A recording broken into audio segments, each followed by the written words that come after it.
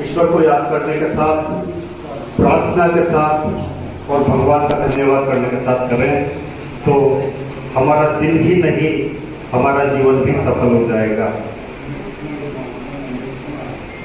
इन महापुरुषों का त्याग और बलिदान ही एक ऐसा गुण था जिससे ये पूरी दुनिया के हो गए और पूरी दुनिया इनकी हो गई।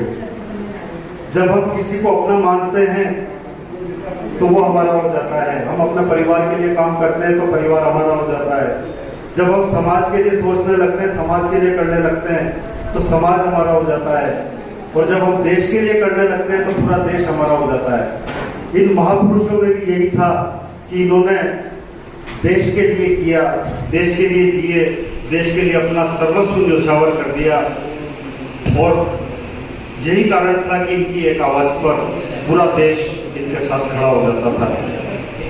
और नेतृत्व करने वाला जब सबको अपना मान ले तो सब स्वाभाविक रूप से उसके पीछे हो जाते हैं। यही इन महापुरुषों में था। और अंग्रेजों की बेड़ियों से हमें आजादी दिलाने में जो महत्वपूर्ण भूमिका थी वो यही थी कि इन महापुरुषों की आवाज पर पूरा देश एक साथ खड़ा हो जाता था।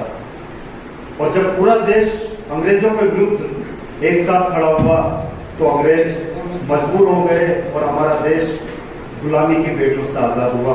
और आज जो हम आजाद भारत में सांस ले रहे हैं वो इन महापुरुषों के त्याग और बलिदान का ही कारण है। महात्मा गांधी ने केवल 2 व्रतों का पालन किया पूरे जीवन, सत्य और अहिंसा। ये दोनों वो गुण है, यदि आप सत्य बोलना शुरू कर देंगे जीवन में, किसी भी स्थिति में असत्य नहीं बोलेंगे तो आपकी वाणी अमोघ हो जाएगी। आपकी वाणी में इतनी ताकत आ जाएगी कि आप जो भी बोलेंगे वो घटित होकर रहेगा। जो हमारे संत महापुरुष हैं, ऋषि महर्षि हैं, वो वनों में तपस्या करते थे, उनके पास कुछ नहीं था, लेकिन जब वो आशीर्वाद देते थे तो फलित होते थे। वो उसका कारण क्या है? उनकी वाणी अमोघ हो गई थी, उन्होंने सत्य व्रत का पालन किया था। और जब वो श्राप देते थे तो वो भी फलित होकर रहता था। ये वाणी की ताकत जो किससे आएगी आपके अंदर? सत्य बोलने से। जब आप हर स्थिति में सत्य व्रत का पालन करेंगे तो आपकी वाणी अमोघ हो जाएगी। आपके मुंह से निकला हुआ हर वाक्य घटित होकर रहेगा, सत्य होकर रहेगा। और जो महापुरुष हैं, आपने महसूस किया हो, सामान्यतः कभी भी उनके मुंह से नकारात्मक बात या कटु बात सामान्यतः नहीं बोलते थे। और जब उन्हें क्रोध आता था तभी वो सामान्यतः उसे पीने का प्रयास करते थे। लेकिन उनके मुंह से अगर कोई श्राप निकल गया किसी के लिए तो उसका फल भुगतना ही पड़ेगा उस व्यक्ति को। ये सत्य की ताकत है। और महात्मा गांधी ने इस सत्य व्रत का पूरे जीवन पालन किया। और जब हम अहिंसा का पालन करते हैं तो हमारे अंदर वो शक्ति आ जाती है कि हिंसक से हिंसक जानवर भी हमारे सामने आकर अहिंसक हो जाता है। आपने देखा होगा जंगलों में जो ऋषि महर्षि अकेले रहते थे एक छोटी सी कुटिया बनाकर, और उनके आश्रम में शेर और चीते, बकरी और गाय एक साथ विचरण करते थे। ये हिंसक जानवर उन शाकाहारी जानवरों को किसी प्रकार की कोई हानि नहीं पहुंचाते थे।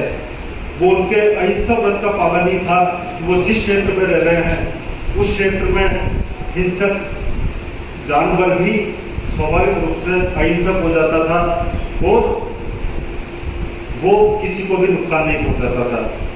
तो आप केवल इन 2 व्रतों का पालन करके भी, इससे आपका मन तो शांत होगा ही। जब आप सत्य और अहिंसा का पालन करोगे तो आपके अंदर विकार नहीं आएंगे, आपके अंदर किसी के प्रति दुर्भाव नहीं आएंगे। और जब आपके अंदर दुर्भाव नहीं आएंगे, विकार नहीं आएंगे, तो आपका मन शांत रहेगा। मन अशांत क्यों होता है? विकारों से, दुर्भाव से या नकारात्मकताओं से। और जब हम सत्य बोलेंगे तो सत्य हमारे दिमाग में आसपास रहेगा ही नहीं। हमें झूठ को छुपाने की आवश्यकता नहीं पड़ेगी। जब हम झूठ बोलते हैं तो हम उस झूठ को छुपाने के लिए हजारों झूठ और बोलते चले जाते हैं और मन अशांत होता चला जाता। मन का अशांत होना ही हमारी सब बीमारियों का कारण है। सत्य और अहिंसा के साथ साथ इनका तीसरा गुण था त्याग। भगवान राम ने भी त्याग किया था अपने